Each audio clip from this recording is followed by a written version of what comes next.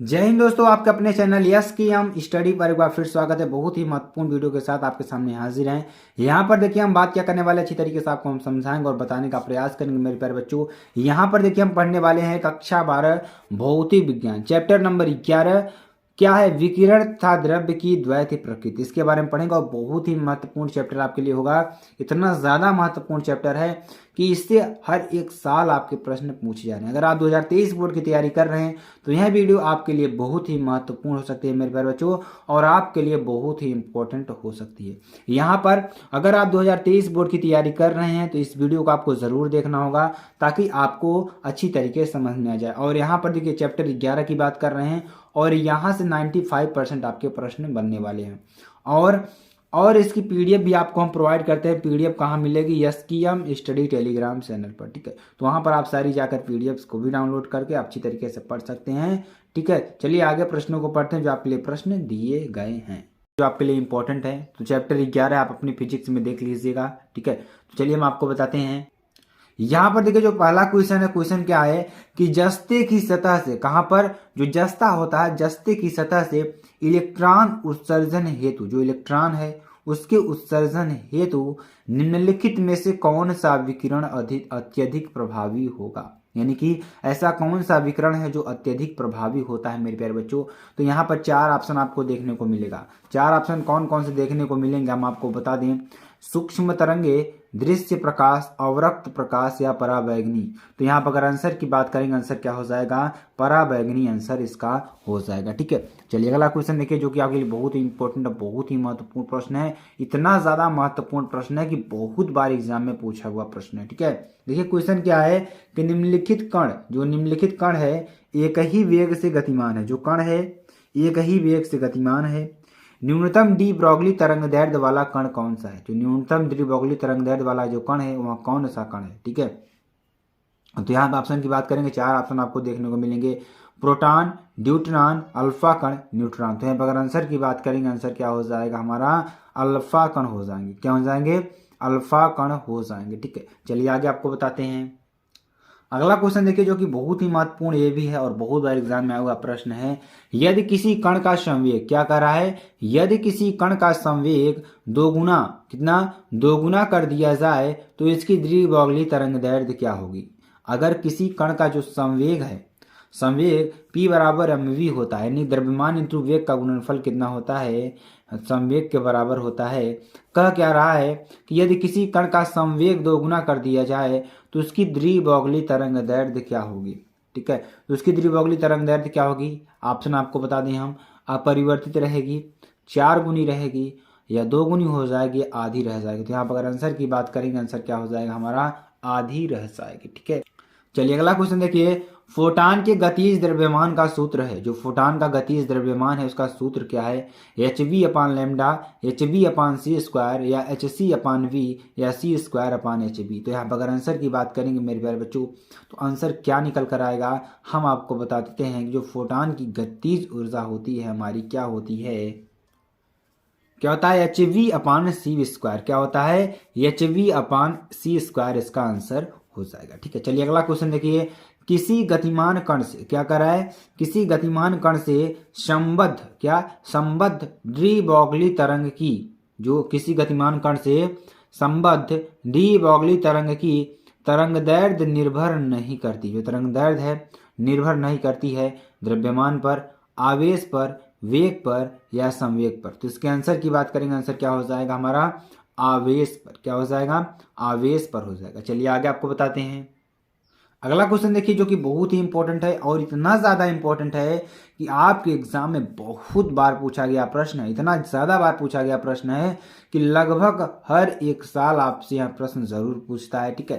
देखिए प्रश्न क्या कर रहा है कि वह न्यूनतम प्रकाश ऊर्जा, यानी कि वह न्यूनतम प्रकाश ऊर्जा, यानी कार्यफलन की परिभाषा कीजिए, यानी कार्यफलन की परिभाषा लिखिए। इस कार्यफलन की परिभाषा आपको यहाँ पर लिखना होगा जो कि बहुत ही इंपॉर्टेंट है, ठीक है। तो कार्यफलन की परिभाषा क्या होती है उसके बारे में चर्चा करेंगे यहाँ पर, ठीक है। तो वह न्यूनतम प्रकाश ऊर्जा, क्या कर रहा है कि वह न्यूनतम प्रकाश ऊर्जा जो किसी धातु पृष्ठ से, किससे? जो किसी धातु पृष्ठ से इलेक्ट्रॉन उत्सर्जित करने के लिए आवश्यक होती है, यानी कि वह न्यूनतम प्रकाश ऊर्जा जो किसी धातु पृष्ठ से इलेक्ट्रॉन उत्सर्जित करने के लिए आवश्यक होती है, उस धातु का प्रकाश वैद्युत कार्यफलन कहलाता है। कहने का मतलब कि अगर कोई न्यूनतम प्रकाश ऊर्जा है, ठीक है, जो हमारी न्यूनतम प्रकाश ऊर्जा, करने का मतलब जिसकी जो ऐसी प्रकाश ऊर्जा जिसका ऊर्जा स्तर सबसे कम हो, जो किसी धातु के पृष्ठ से, मान लीजिए किसी धातु के पृष्ठ से इलेक्ट्रॉन, मान लीजिए कोई हमारा धातु का पृष्ठ है, ठीक है, यहाँ हम मान लेते हैं कोई हमारा धातु का पृष्ठ है, यहाँ पर इलेक्ट्रॉन उपस्थित है, ठीक है, तो वही कह रहा है कि जो यहाँ पे इलेक्ट्रॉन उपस्थित है, इस इलेक्ट्रॉन को इस धातु से निकालने के लिए, बाहर निकालने के लिए जितनी ऊर्जा हमें आवश्यक होगी, यानी कि कम से कम जितनी ऊर्जा हमें आवश्यक होगी, उसी को हम क्या कहेंगे, उस धातु का प्रकाश वैद्युत कार्यफलन कहलाता है। सामान्यतः इसको W से प्रदर्शित करते हैं। आई होप आपको समझ में आ गया होगा। तो W बराबर एस न्यू जीरो, यानी कि एस वी जीरो, अथवा W बराबर एच सी अपान लैम्डा, क्या एच सी अपान लैम्डा, ये आपको याद कर लेना है। चलिए अब देखिए अगला क्वेश्चन क्या है, बहुत ही इंपॉर्टेंट है, बहुत ही महत्वपूर्ण क्वेश्चन है। डेक्सिन तथा जर्मर के प्रयोग से क्या निष्कर्ष प्राप्त होते हैं। जो डेक्सिन तथा जर्मर के जो प्रयोग हैं उससे हमें क्या निष्कर्ष प्राप्त होते हैं, उसके बारे में चर्चा करेंगे, ठीक है। तो डेविसन तथा जर्मर के जो प्रयोग हैं उसके निष्कर्ष क्या निकलते हैं, उस निष्कर्ष की बात करते हैं यहाँ पर, ठीक है।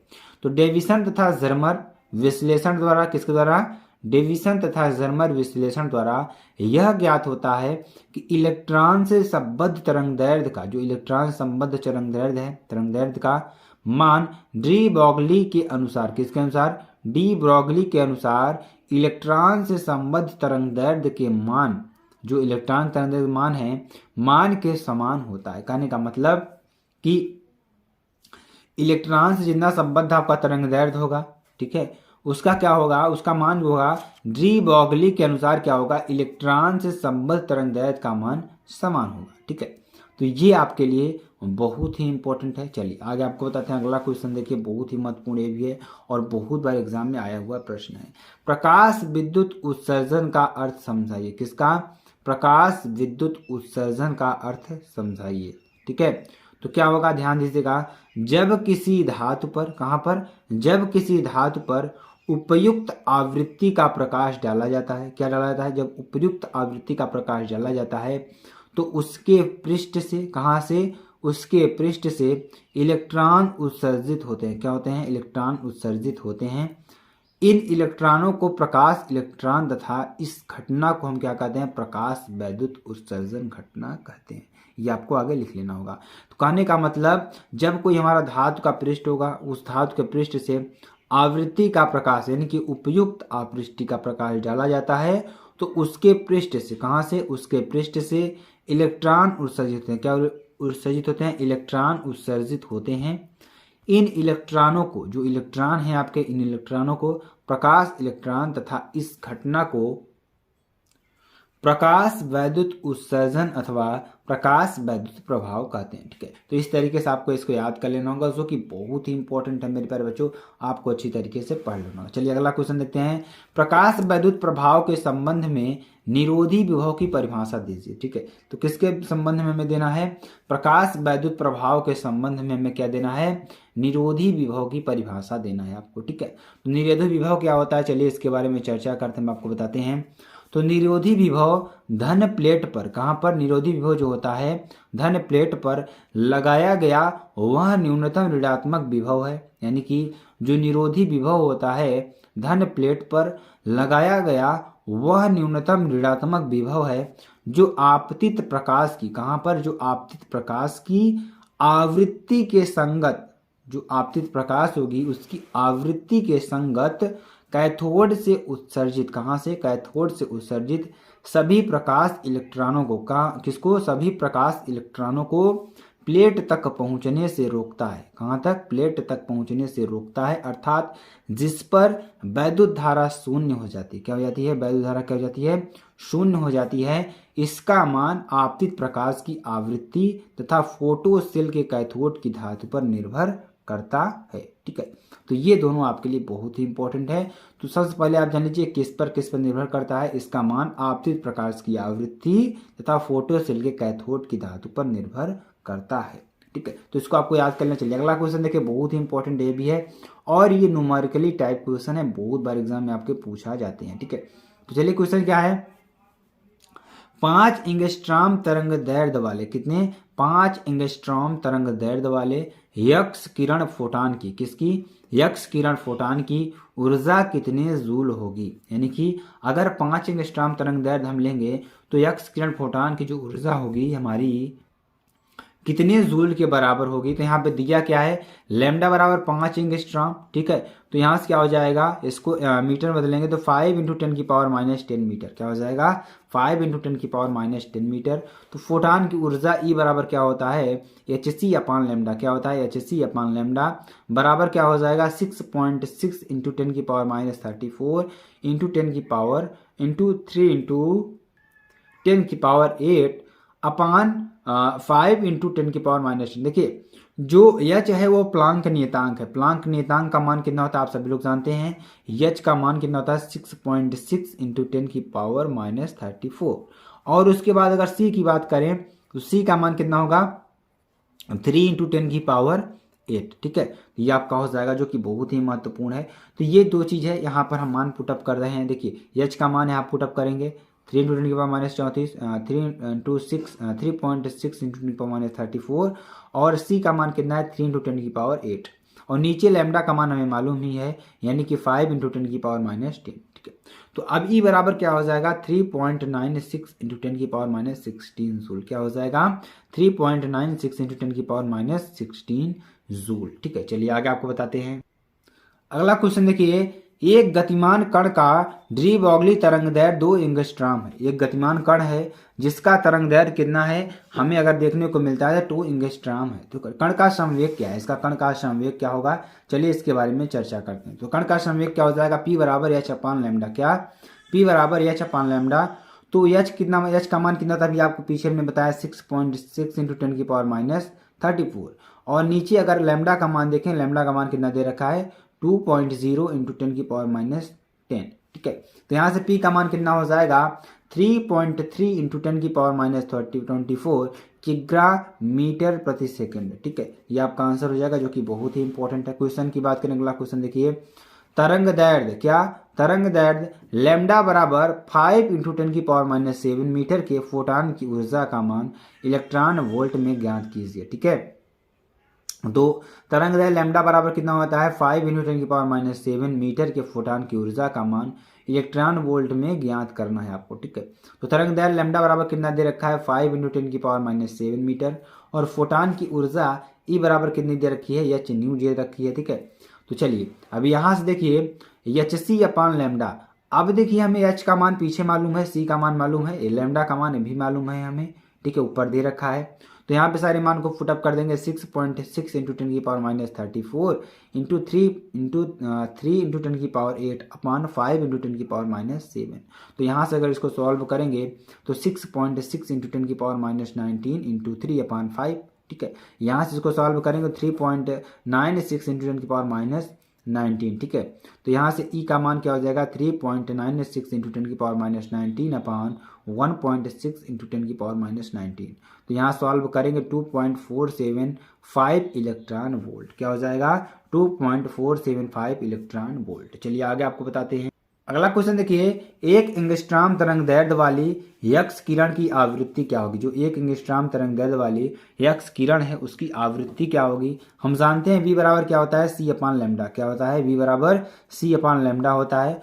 तो v का मान कितना हो जाएगा, 3 × 10 की पावर 8 अपान 1 × 10 की पावर -10 हर्ट्स। ठीक है, तो यहाँ से v बराबर क्या हो जाएगा, 3 × 10 की पावर 18 हर्ट्स। ठीक है, अतः यक्स किरण की जो आवृत्ति है कितना हो जाएगी, 3 × 10 की पावर 18। ये आपका आंसर हो जाएगा, बहुत ही इंपॉर्टेंट है। ठीक है, तो आपको अच्छी तरीके से समझ में आ गया होगा। चलिए अगला क्वेश्चन देखिए, जो आपके लिए बहुत ही इंपॉर्टेंट और बहुत ही महत्वपूर्ण क्वेश्चन है।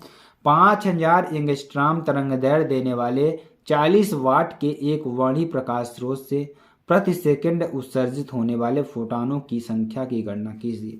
ठीक है, तो लैम्डा बराबर कितना हो जाएगा, 5000 एंगस्ट्रॉम, क्या हो जाएगा, 5000 एंगस्ट्रॉम। तो यहाँ से 5000 इंटू 10⁻10 क्या हो जाएगा, 5000 इंटू 10⁻10। तो यहाँ इसको सॉल्व करेंगे तो 5.0 इंटू 10⁻7 मीटर, ठीक है, 5.0 इंटू 10⁻7 मीटर, ठीक है। तो P बराबर कितना हो जाएगा, 40 वाट। P बराबर कितना, 40 वाट। H बराबर 6.63 इंटू 10⁻34 जूल प्रति सेकंड। और C का मान कितना होता है, हमें कितना मालूम है, 3 इंटू 10⁸ मीटर प्रति सेकंड। तो यहाँ से अगर फोटॉन की संख्या सॉल्व करेंगे तो N बराबर P लैम्डा अपान HC। तो यहाँ से क्या हो जाएगा, 40 इंटू 5.0 इंटू 10⁻7 अपान H का मान 6.63 इंटू 10⁻34 इंटू C का मान 3 इंटू 10⁸। तो यहाँ इसको सॉल्व करेंगे 1.0 इंटू 10⁻20 लगभग कितना आएगा, 10 घाते 20 यानी 10 घाते 10⁻20। तो H का मान कितना आ जाएगा, 10⁻20 आपका आंसर हो जाएगा, ठीक है। तो यहाँ तक अगर आपको वीडियो अच्छी लगी है तो मेरे प्यारे बच्चों, अगर आप चैनल पर नए हो तो चैनल को सब्सक्राइब कर दें, साथ ही साथ PDF भी आप लोग ले लीजिए। तो चलिए फिर मिलते हैं नेक्स्ट वीडियो में नए टॉपिक के साथ, तब तक के लिए।